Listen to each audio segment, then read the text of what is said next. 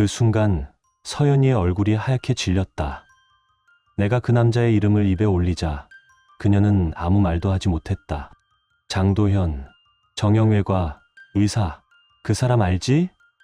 그녀는 눈을 피하지도 변명하지도 않았다. 그저 입술이 굳은 채로 떨리고 있었다. 15년 동안 함께한 아내였다. 그녀의 숨소리 하나에도 익숙하다고 생각했다. 하지만 그날 나는 처음으로 서연이라는 사람을 낯설게 느꼈다. 그녀는 내 옆에 앉아 있었지만 이미 나와는 다른 세상에 있었다. 안녕하세요.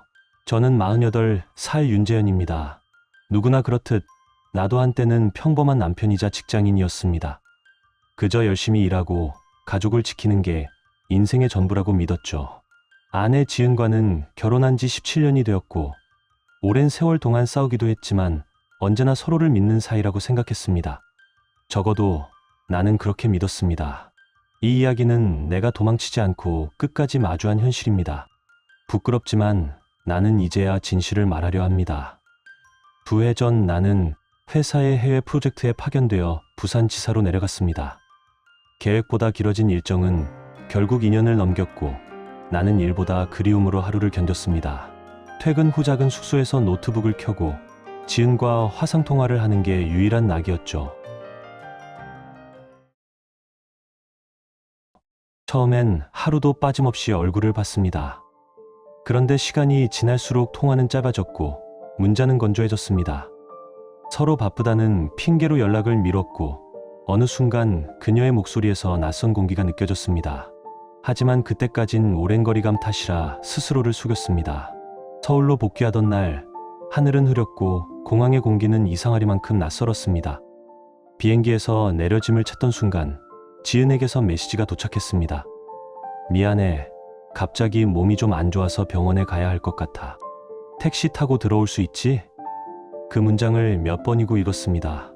몸이 아프다니 처음엔 걱정이 앞섰죠. 어디가 아파? 괜찮아. 전화를 걸자 그녀는 평온한 목소리로 대답했습니다. 그냥 배가 좀 너무 걱정하지 마. 목소리는 평소와 다를 바 없었지만 이상하게도 따뜻하지 않았습니다. 그 차가운 어조가 내 귀에 오래 남았습니다. 택시 안에서 창밖을 보며 나는 생각했습니다. 2년 만에 다시 만나는 아내, 그동안 못 본 얼굴. 손에는 그녀가 좋아하던 향수와 스카프, 그리고 작은 상자 하나가 들려 있었죠. 집 앞에 내렸을 때 마음은 설렘으로 가득했습니다. 그런데 현관문을 여는 순간 공기가 달랐습니다. 집 안에는 내가 떠날 때의 냄새가 없었습니다. 대신 은은한 남성용 향수 냄새가 섞여 있었고 그 냄새는 낯설게도 귓가를 스쳤습니다. 벽에는 새로운 액자가 걸려 있었고 식탁 위에는 내가 모르는 와인잔 2개가 놓여 있었습니다. 조심스레 가방을 내려두며 중얼거렸습니다. 이상하네. 집의 냄새가 바뀌었어. 그 한마디가 나의 결혼 생활이 무너지는 시작이었다는 걸 그때는 몰랐습니다. 거실에 들어서자마자 묘한 이질감이 느껴졌다. 가구의 위치가 어딘가 조금씩 달라져 있었고 없던 소품들이 눈에 띄었다. 테이블 위에는 내가 모르는 브랜드의 향초가 타고 있었고 소파에는 낯선 색의 쿠션들이 가지런히 놓여 있었다. 여보, 집 분위기 많이 바뀌었네. 지은은 짧게 웃으며 말했다. 2년 동안 혼자 있으니까 심심해서 이것저것 바꿔봤어. 그 말은 자연스러웠지만 그녀의 표정은 그렇지 않았다. 2년 만에 돌아온 남편을 맞는 얼굴치고는 어딘가 멀고 조심스러웠다. 안기려 하자 그녀는 미묘하게 몸을 비켰고 그 짧은 움직임이 오래도록 내 머릿속을 맴돌았다. 피곤하지? 샤워하고 쉬어. 그녀는 내 눈을 피하며 부엌 쪽으로 걸어갔다. 샤워실에 들어서자 공기가 달랐다. 샤워기가 새 것으로 바뀌어 있었고 물줄기는 지나치게 새고 고르게 떨어졌다. 선반 위엔 내가 쓰던 제품들이 하나도 없었다. 대신 생소한 브랜드의 샴푸와 바디워시가 줄지어 있었는데 그 중 하나는 분명히 남성용이었다. 이거 새로 산 거야? 응. 당신 오기 전에 준비해 둔 거야. 그녀는 그렇게 말했다. 그 말이 이상하게 들렸다. 내가 쓰지도 않는 향을 왜 준비했을까? 머릿속이 복잡해졌다. 침실은 더 낯설었다. 커튼은 새 것이었고 침구는 마치 호텔처럼 정돈되어 있었다. 베개는 4개로 늘어 있었고 그 중 하나에서 낯선 향이 났다.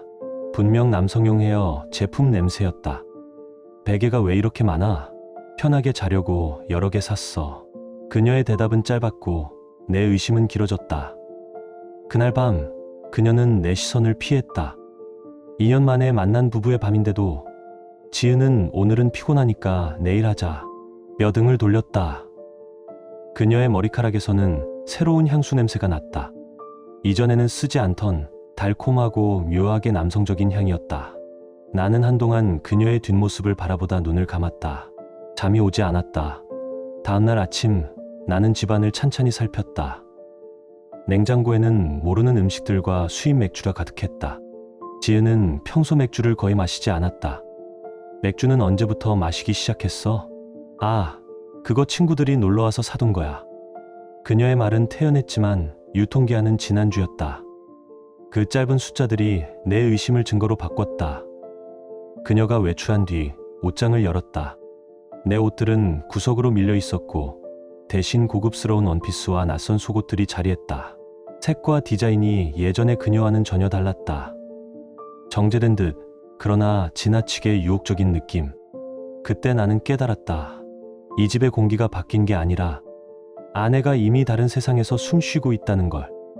욕실 세면대 서랍을 열었을 때 나는 숨을 잠시 멈췄다. 안에는 낯선 물건들이 있었다. 남성용 면도기와 애프터쉐이브. 그것도 내가 쓰던 값싼 브랜드가 아닌 고급 제품이었다. 이게 뭐지? 혼잣말을 내뱉으며 손에 들어 올려보았다. 면도날 사이에는 털이 끼어 있었고 병 안에 액체는 반이나 비어 있었다. 단순한 장식품은 아니었다. 누군가 이 집에서 매일 면도를 하고 있었다. 지은이 돌아왔을 때 나는 물었다. 욕실에 있는 면도기, 그건 뭐야? 그녀는 잠시 멈칫했다. 짧은 침묵 끝에 억지로 미소를 지었다. 당신 오기 전에 미리 사둔 거야. 내가 예전에 쓰던 건 다 버렸어. 말은 자연스러웠지만 그 눈빛은 초조했다. 나는 대답하지 않았다. 대신 마음속에서 작은 균열이 하나 생겼다. 그날 저녁 우편함을 열었다가 또 다른 균열이 생겼다. 청구서 한 장이 나를 붙잡았다. 휴대폰 요금이 평소의 2배였다. 가족 요금제에 등록된 번호가 하나 더 있었고 명의는 장도연. 데이터 사용량은 지난 석 달간 폭증해 있었고 심지어 데이터 공유가 설정되어 있었다. 서연아, 이 번호 누구 거야? 그녀는 청구서를 훑어보더니 태연하게 말했다. 보험 상담사야. 내가 데이터를 많이 써서 연결해 둔 거야. 나는 고개를 끄덕였지만 속으로 숫자들을 곱씹었다. 한 달에 수십 시간씩 통화하는 기록. 보험 상담이라면 그럴 수 있을까? 요즘 보험이 복잡해서 설명할 게 많대. 그녀의 말은 변명처럼 들렸다. 그날 밤 잠이 오지 않았다. 천장을 바라보다가 문득 생각했다. 집 안의 냄새, 낯선 물건, 그리고 이 청구서 한 장. 모든 것이 우연이라기엔 너무 완벽하게 맞물려 있었다. 지은은 내 옆에서 평온히 자고 있었지만 그 숨소리가 낯설었다. 나는 조용히 눈을 떴다. 지금 이 집 안 어딘가에 내가 모르는 사람이 존재한다는 느낌이 들었다. 다음 날부터 나는 지은을 관찰하기 시작했다. 그녀는 휴대폰이 울릴 때마다 화면을 돌려 숨겼고 통화할 때면 꼭 다른 방으로 갔다. 내가 가까이 다가가면 손가락으로 화면을 내렸다. 그 사소한 동작들이 모여 하나의 결론을 만들었다. 이 집에서 나만이 진실을 모르고 있었다는 사실. 그리고 그 진실은 이미 나를 향해 조용히 다가오고 있었다. 지은은 요즘 들어 화장을 짙게 했다. 예전엔 립스틱 하나로 충분하다고 말하던 사람이었는데 이제는 거울 앞에서 한참을 보내곤 했다. 옷차림도 달라졌다. 단정했던 스타일 대신 낯설 만큼 화려한 원피스를 입었고 향수 냄새는 더 진해졌다. 늦은 밤 귀가하는 날이 잦아졌지만 나는 아직 확신을 가지지 못했다. 의심은 있었지만 결정적인 증거는 없었다. 그날은 일주일쯤 지난 어느 금요일이었다. 지은은 친구들을 만나 저녁 늦게 들어올 거라고 했다. 나는 점심시간에 집 근처 카페에 앉아 커피를 마시고 있었다. 창밖으로 익숙한 실루엣이 눈에 들어왔다. 지은이었다. 그런데 그녀는 혼자가 아니었다. 키가 큰 중년 남자, 그리고 지은의 손목에 자연스럽게 얹혀있는 그의 손. 지은은 그 남자의 팔짱을 낀 채 웃고 있었고 남자는 그녀의 허리를 감싸고 있었다. 부부라도 쉽게 하지 못할 정도의 친밀함이었다. 나는 무의식적으로 자리에서 일어나 창가로 다가갔다. 두 사람은 카페 앞을 지나 맞은편 음식점으로 들어갔다. 내 자리에서 그 식당 안이 보였다. 가장 안쪽 구석, 사람들의 시선이 닿지 않는 곳. 그곳에서 두 사람은 얼굴을 마주하고 앉아 있었다. 지은은 평소 내 앞에서는 한 번도 지어본 적 없는 미소를 짓고 있었고, 남자의 손을 잡은 채로 조용히 웃었다. 나는 아무 말도 할 수 없었다. 심장이 서서히 식어가는 것 같았다. 두 해 동안 그리움으로 버틴 시간들이 한순간에 무너졌다. 손이 떨려 커피잔조차 잡을 수 없었다. 1시간이 지나서야 두 사람은 식당에서 나왔다. 남자는 길가에 세워진 외제차 쪽으로 향했고, 지은은 조수석에 탔다. 엔진 소리가 짧게 울리고 차는 빠르게 사라졌다. 나는 차 번호를 기억했다. 그 숫자들이 나를 현실로 끌어내렸다.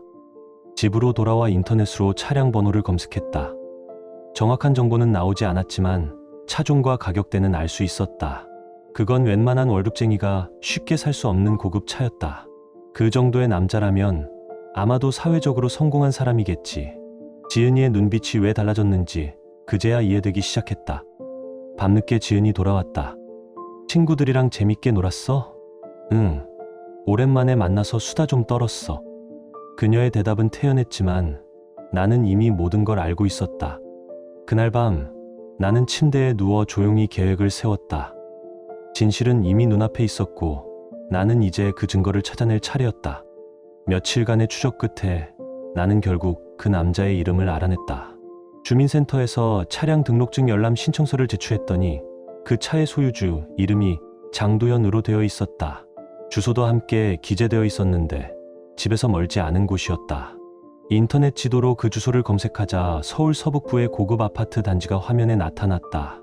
도시의 불빛 속에서 반짝이는 창문들을 바라보며 나는 이 사람의 삶이 어떤 결로 짜여 있는지 상상했다.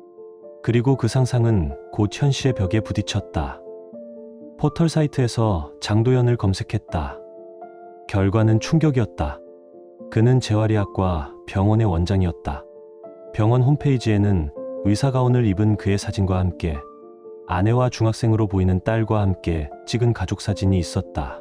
아무렇지도 않게 웃고 있는 얼굴들이 나를 조롱하는 것 같았다. 그의 눈빛에는 성공한 사람의 여유가 있었고 그 옆에 아내는 단정하고 온화해 보였다. 그런데 그런 남자가 내 아내와 손을 잡고 다녔다. 온몸에 소름이 돋았다. 나는 병원 소개 페이지를 천천히 훑었다. 그는 46살, 전문의 자격을 딴 지 20년, 개원 10년 차. 환자 후기에는 친절하고 신뢰감이 있다는 글이 줄줄이 올라와 있었다. 이중적인 인간이었다. 낮에는 환자들에게 웃음을 팔고 밤에는 내 아내의 귓가에 거짓말을 속삭였겠지. 그 사실을 생각하자 손끝이 떨렸다. 병원의 위치를 확인해 보았다. 우리 집에서 차로 15분 거리였다. 그토록 가까운 곳에서 그들은 만나고 있었다. 지은이 그 남자를 어떻게 알게 되었는지 이제야 짐작이 갔다. 어쩌면 그때 어깨가 아프다며 다녀왔던 병원이 바로 그곳이었을지도 몰랐다. 며칠 더 지켜보니 일정한 패턴이 보였다. 지은은 주로 화요일과 목요일 오후에 외출했다. 친구를 만난다거나 쇼핑을 간다거나 늘 같은 핑계였다. 그러나 집에 돌아올 때는 쇼핑백 하나 들고 오지 않았다. 그녀의 표정은 늘 차분했지만 그 속에 들끓는 거짓이 느껴졌다. 어느 목요일 오후 지은은 평소처럼 외출 준비를 했다. 오늘도 친구 만나러 가? 응. 오랜만에 얼굴 좀 보려고. 나는 아무 말 없이 고개만 끄덕였다. 그리고 1시간 후 몰래 뒤를 따랐다. 지은은 지하철을 타고 시내로 향했고 나는 몇 칸 뒤에서 조용히 지켜봤다. 그녀가 내린 역은 장도연의 병원 근처였다. 출구를 나서자마자 그 남자가 몰고 온 회색 제네시스가 그녀 앞에 멈췄다. 문이 열리고 지은은 아무 망설임 없이 조수석에 탔다. 차는 천천히 움직이다 신호가 바뀌자 곧 사라졌다. 그 순간 내 아내의 마지막 희망도 함께 사라졌다. 이제 더 이상 추측이 아니었다. 나는 확신했다. 내 아내는 다른 남자의 세상 속에 있었다. 그날 밤 집으로 돌아온 나는 한참 동안 아무 말도 하지 못했다. 이제는 의심이 아니라 확신이었다. 지은과 장도연 두 사람은 분명불능 관계였다. 그 사실을 알고도 당장 그녀를 추궁하지 못한 이유는 내가 아직 완벽한 증거를 갖고 있지 않았기 때문이다. 감정이 폭발하기엔 아직 너무 많은 틈이 있었다. 지은은 분명 지인일 뿐이야라고 잡아떼겠지. 나는 그것마저 대비해야 했다. 결정적인 한 방이 필요했다. 그때 머릿속에 하나의 생각이 떠올랐다. 그 남자의 아내에게 알려주는 것이다. 같은 상처를 입은 사람이라면 나보다 훨씬 정확하게 그의 일상을 파악하고 있을지도 모른다. 무엇보다 혼자 싸우는 것보다 둘이 싸우는 게 더 효율적이었다. 나는 병원 홈페이지에서 본 가족 사진을 떠올렸다. 그 사진 속 단정하고 조용한 인상의 여자가 바로 그의 아내였다. 이름은 최윤경. 인터넷에 그의 이름을 입력하자 곧장 여러 흔적이 나왔다. 그녀는 인스타그램을 운영하고 있었고 피드에는 딸과 함께 찍은 사진, 여행지의 바다, 반려견의 산책 장면들이 올라와 있었다. 한눈에 봐도 평범하고 따뜻한 가정이었다. 그런 일상을 유지한 채 남편의 배신을 모른 채 살아가고 있는 모습이 이상하게 내 마음을 더 무겁게 짓눌렀다. 며칠 고민하다가 나는 결국 익명 계정을 만들었다. 그리고 조심스럽게 메시지를 보냈다. 안녕하세요. 혹시 장도연 원장님이 요즘 아파트 쪽에 자주 가시는 걸 알고 계신가요? 직접적인 단어는 피했지만 충분히 의미를 알아들을 수 있는 문장이었다. 잠시 후 답장이 왔다. 누구세요? 왜 그런 걸 물으시죠? 당연한 반응이었다. 나는 침착하게 답했다. 저도 비슷한 처지라서 그렇습니다. 혹시 이상하다고 느끼신다면 한 번만 확인해 보세요. 며칠 후 그녀에게서 다시 메시지가 도착했다. 정말 죄송한데 혹시 조금 더 자세히 알려주실 수 있을까요? 요즘 남편이 이상해서 걱정이 많아요. 문장을 읽는 순간 나는 알았다. 그녀도 이미 느끼고 있었던 것이다. 단지 확인할 용기가 없었을 뿐. 나는 내가 본 장면들을 하나씩 전했다.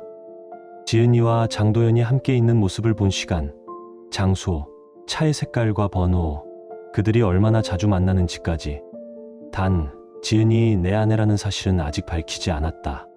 윤경의 반응은 충격 그 자체였다. 그럴 리가요, 믿고 싶지 않네요. 그러면서도 곧 담담히 덧붙였다. 생각해보면 요즘 남편이 늦게 들어오는 날이 많았어요. 휴대폰도 손에서 놓지 않고요. 그날 이후 우리는 서로의 그림자가 되었다. 윤경은 남편의 일정을 파악해 내게 알려줬고 나는 지은의 외출 시간을 기록해 보냈다. 놀랍게도 두 사람의 일정은 완벽하게 겹쳤다. 화요일 오후, 목요일 저녁, 그 시간대마다 장도연은 병원 예약을 비워두었고 지은은 어김없이 친구를 만난다며 외출했다.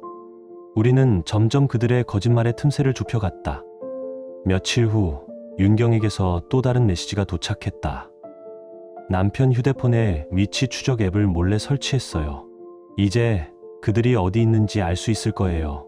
그 문장을 읽는 순간 나는 처음으로 복수라는 단어의 무게를 느꼈다. 이제 진실은 숨을 곳이 없었다. 며칠이 지나고 윤경에게서 메시지가 도착했다. 이제 확실해졌어요. 남편이 병원에 있다고 했던 시간, 위치 추적으로 보니까 우리 동네 모텔 근처에 있었어요. 휴대폰 화면을 보는 손끝이 떨렸다. 결정적인 순간이었다. 나는 짧게 답장을 보냈다.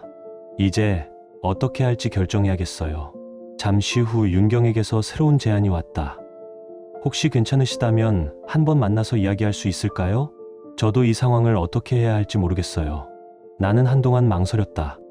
하지만 결국 같은 상처를 가진 사람이라는 말이 머릿속에서 떠나지 않았다. 만나보는 게 좋겠다고 생각했다.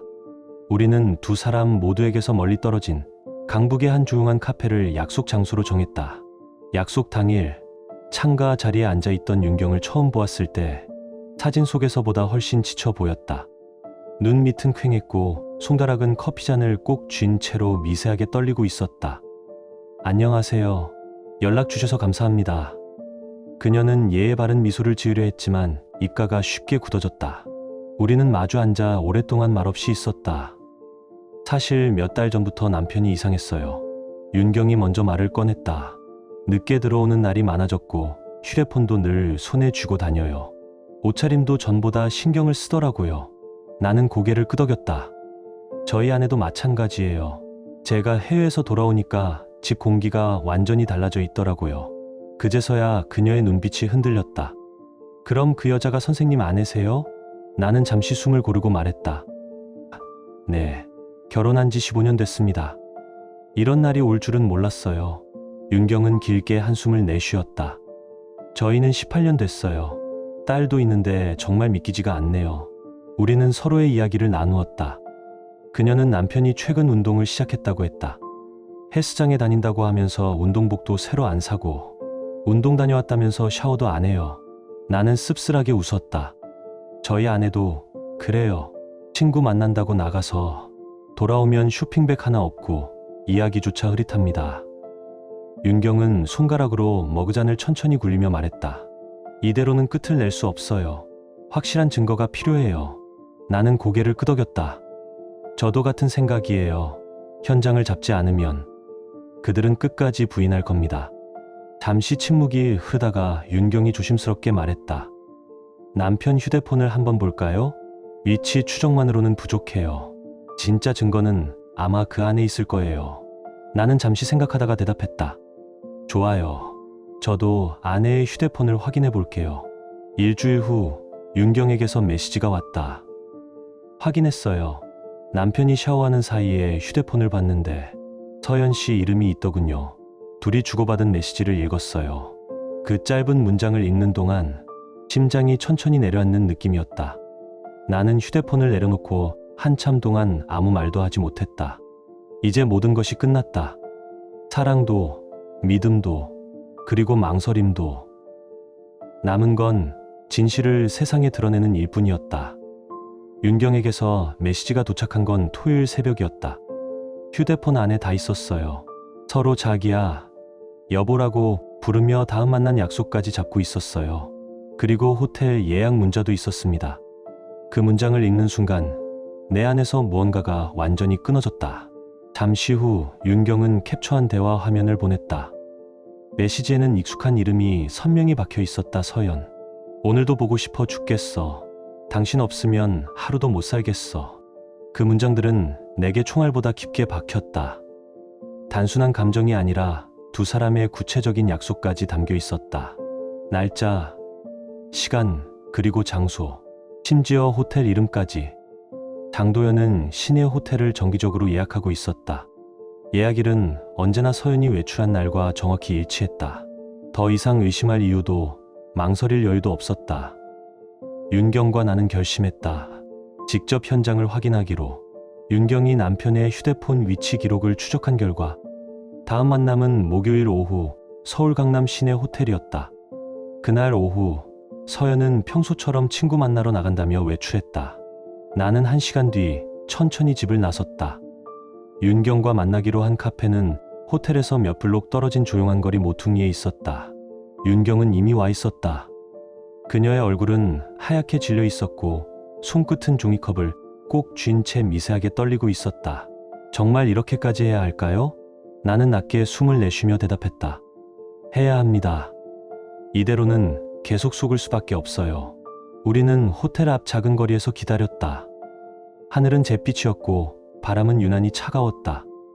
오후 3시가 조금 넘어 회색 제네시스 한 대가 천천히 호텔 주차장으로 들어섰다. 운전석에서 내린 건 장도연이었고 조수석 문이 열리자 서연이의 얼굴이 보였다. 그들은 손을 맞잡고 마치 오랜 연인처럼 웃으며 로비로 향했다. 지은 아니, 서연은 남자의 팔에 자연스럽게 몸을 기댔고 장도연은 그녀의 허리를 감싸며 엘리베이터 앞에서 짧게 입을 맞췄다. 그 장면을 보는 동안 내 머릿속에서는 아무 소리도 들리지 않았다. 윤경이 손으로 입을 막았다. 눈가에는 눈물이 맺혔고 그녀의 목소리가 떨렸다. 이제 됐어요. 충분히 봤어요. 나도 고개를 끄덕였다. 더 볼 이유가 없었다. 그 한 장면이 모든 걸 말해주었으니까. 호텔을 벗어나자 찬바람이 얼굴을 스쳤다. 우리는 근처 카페로 자리를 옮겼다. 커피 한 모금도 삼키기 어려운 침묵이 흘렀다. 윤경이 먼저 입을 열었다. 이제 어떻게 할까요? 나는 천천히 손을 내려놓으며 말했다. 당당하게 맞서야죠. 우리가 모든 걸 알고 있다는 걸 그들에게 똑똑히 보여줘야 합니다. 그 순간 내 안에서 불같이 끓던 분노는 조용히 그러나 확실하게 한 방향으로 향했다. 이제 도망칠 곳은 없다. 다음 만남은 그들의 끝이 될 것이다. 맞아요. 이제 더 이상 속지 않을 거예요. 윤경의 목소리는 떨렸지만 그 안에는 분명한 결심이 깃들어 있었다. 우리는 구체적인 계획을 세웠다. 각자 배우자에게 따로 진실을 추궁하되 서로의 존재를 바로 드러내지 않기로 했다. 그들의 거짓이 스스로 무너지는 모습을 직접 보길 원했다. 그리고 법적 대응도 함께 준비했다. 이혼 소송, 위자료 청구, 그리고 상간자 소송까지. 우리는 감정이 아닌 증거로 싸우기로 했다. 집으로 돌아가는 길, 윤경이 조용히 말했다. 정말 고마워요. 혼자였다면 이렇게까지 용기를 낼 수 없었을 거예요. 나는 미소도 짓지 못한 채 고개를 끄덕였다. 저도 마찬가지예요. 이제 정의는 우리가 만들어야죠. 그날 저녁 서연이 평소처럼 들어왔다. 손에 든 쇼핑백은 텅 비어 있었고 표정은 태연했다. 오늘은 어땠어?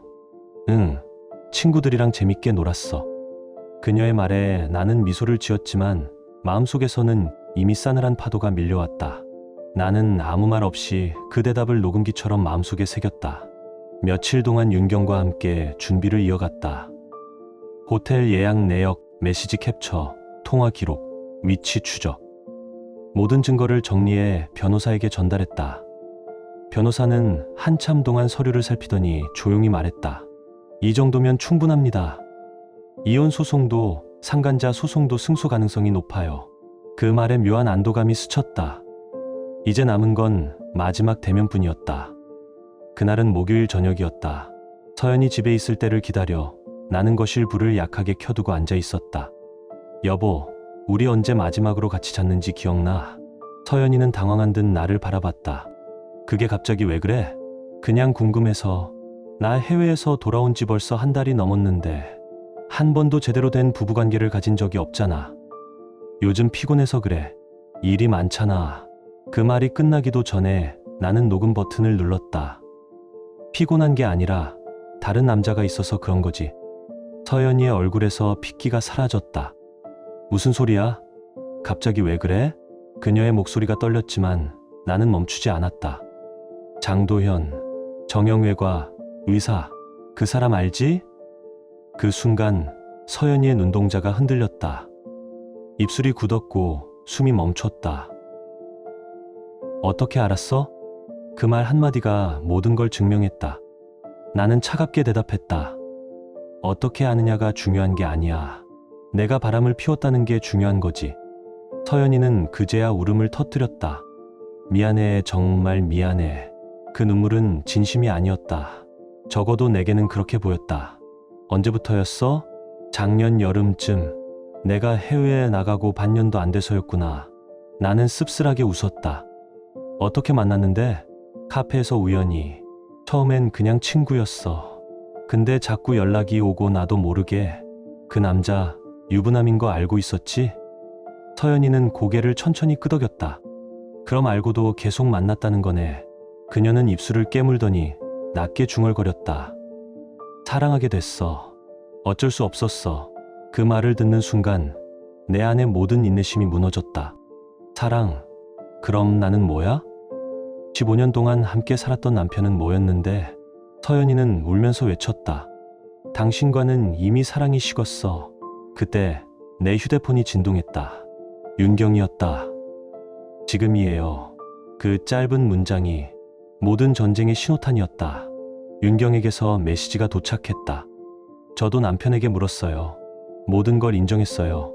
그 문장을 읽는 순간 내 안에 마지막 남은 망설임이 사라졌다. 나는 거실로 나가 서연이의 앞에 앉았다. 그녀는 평소처럼 차를 마시고 있었지만 그 평온함이 이제는 가증스러워 보였다. 그런데 말이야, 내 목소리는 생각보다 차분했다. 내가 바람 피운 그 남자, 그 사람 안에도 모든 걸 알고 있어. 서연이의 눈동자가 크게 흔들렸다. 뭐라고?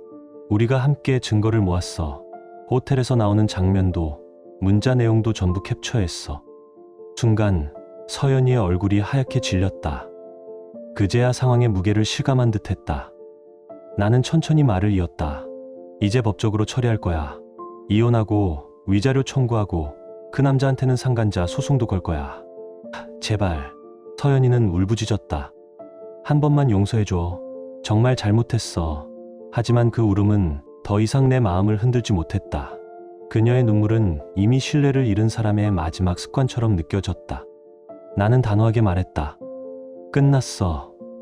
이제 내가 뿌린 대가를 받는 일만 남았어.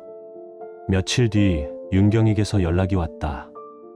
남편도 결국 다 인정했어요. 처음엔 발뺌했지만 증거를 보여주니까 아무 말도 못하더라고요. 윤경은 바로 이혼 의사를 밝혔다고 했다. 딸은 내가 키울 거예요. 위자료도 끝까지 받을 겁니다. 그녀의 목소리에는 슬픔 대신 확신이 담겨 있었다. 우리 둘은 동시에 법적 절차를 시작했다. 나는 서연이를 상대로 이혼 소송과 위자료 청구를, 그리고 장도연을 상대로 상간자 소송을 제기했다. 윤경 역시 남편에게 이혼 소송을 냈다. 법정에서 모든 증거가 공개되었다. 호텔 CCTV 캡처, 두 사람이 주고받은 애정 문자, 통화 내역, 심지어 장도연의 차량 출입 기록까지. 서연이와 장도연은 더 이상 아무 말도 하지 못했다. 장도연은 기혼자라는 사실을 숨겼다고 거짓 변명을 했지만 서연이가 증언에서 그가 유부남인 걸 알고 있었다고 인정하면서 모든 게 무너졌다. 법원은 배우자가 있는 사실을 알고도 부정행위를 지속했다며 그들의 주장을 일축했다. 판결은 명확했다. 나는 이혼 승소 판결을 받았고 서연으로부터 위자료와 재산 분할금을 모두 받았다. 집은 내 몫으로 돌아왔다. 그리고 장도연을 상대로 한 상간자 소송에서도 승소해 추가 배상금을 지급받았다. 윤경도 마찬가지였다. 딸의 양육권을 확보했고 위자료 역시 법정에서 인정받았다. 장도연은 병원 운영에 치명적인 타격을 입었다. 불륜 사실이 세상에 알려지자 환자들이 등을 돌렸고 의사회에서 징계까지 받았다. 결국 그는 병원을 정리하고 도시를 떠났다. 서연 역시 모든 걸 잃었다. 이혼 후 직장을 구하지 못했고 지인들도 하나둘 멀어졌다. 장도연에게 버림받은 뒤 그녀는 세상에서 완전히 고립되었다. 시간이 조금 흐른 지금 윤경과 나는 여전히 가끔 연락을 주고받는다.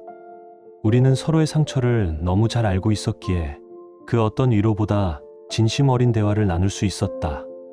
그녀는 딸과 함께 새로운 삶을 시작했고 표정은 예전보다 훨씬 밝아졌다. 나 역시 조금씩 일상을 되찾고 있다.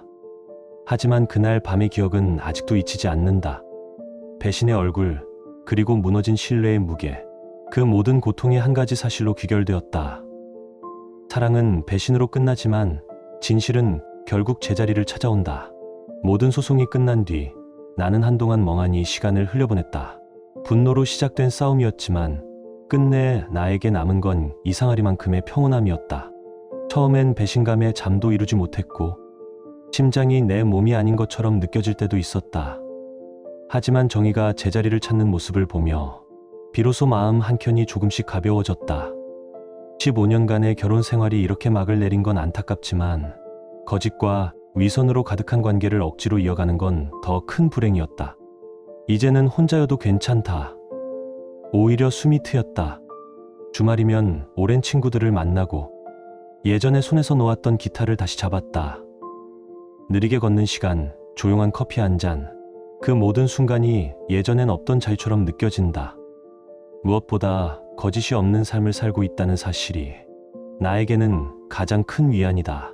더 이상 누군가의 눈치를 보지 않아도 되고 거짓된 미소로 하루를 버티지 않아도 된다. 이제 나는 있는 그대로의 나로 산다. 불륜을 저지른 두 사람은 결국 모든 걸 잃었다. 잠깐의 쾌락을 위해 가정과 신뢰, 그리고 자신들의 세상을 통째로 무너뜨린 대가였다.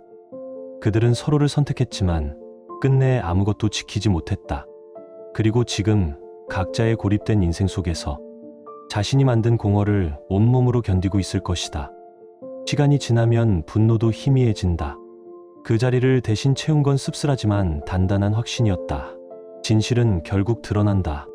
그리고 잘못을 저지른 사람은 언젠가 반드시 그에 상응하는 대가를 치르게 된다. 나는 이제 조용한 일상을 산다.